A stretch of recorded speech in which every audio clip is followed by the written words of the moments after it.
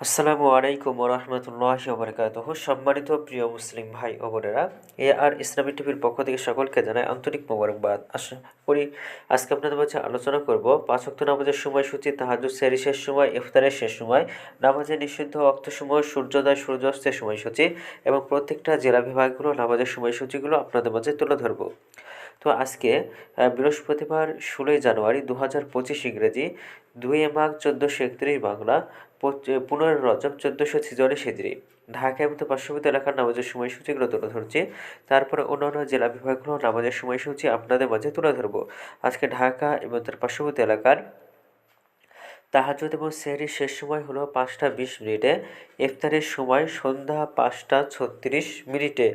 আজকে ফজরের নামাজের রক্ত শুরু হবে ৫টা ৩০ মিনিটে, শেষ হবে ৬টা ৪২ মিনিটে।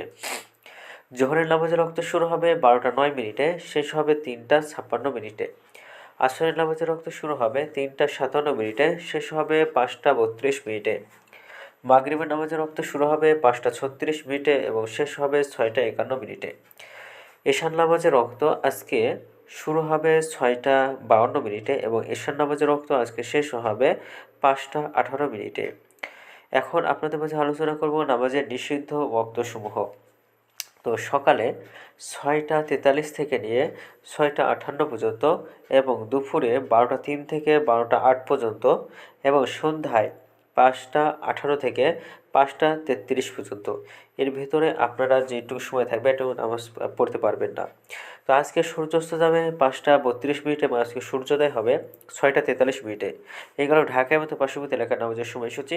এখন আলোচনা করব বিভাগীয় শহরের জন্য উল্লেখিত সময়ের সঙ্গে যেসব বিভাগের সময় আপনি যোগ বিয়োগ করবেন তা হলো এই। অর্থাৎ আপনি বিয়োগ করবেন চট্টগ্রামে ৫ মিনিট এবং সিলেটে ৬ মিনিট কম করবেন। ঢাকা এবং পার্শ্ববর্তী এলাকার নামাজের সময়সূচি থেকে চট্টগ্রামে ৫ মিনিট এবং সিলেটে ৬ মিনিট কম করবেন এবং যোগ করবেন খুলনাতে ৩ মিনিট, রাজশাহীতে ৭ minute, Rangpur ৮ minute, Barishal ১ minute বেশি করবেন। ঢাকা এবং পার্শ্ববর্তী এলাকার নামাজের সময়সূচি থেকে খুলনাতে ৩ মিনিট, রাজশাহীতে ৭ মিনিট এবং পদভাগী করবেন। তো আজকের ভিডিওটি পর্যন্ত ছিল, আর এই সূত্রগুলো আমরা নিয়েছি ইসলামী ফাউন্ডেশন থেকে। ভিডিওটি ভালো লাগলে অবশ্যই চ্যানেলটি সাবস্ক্রাইব করে পাশে থাকবেন। ধন্যবাদ সকলকে।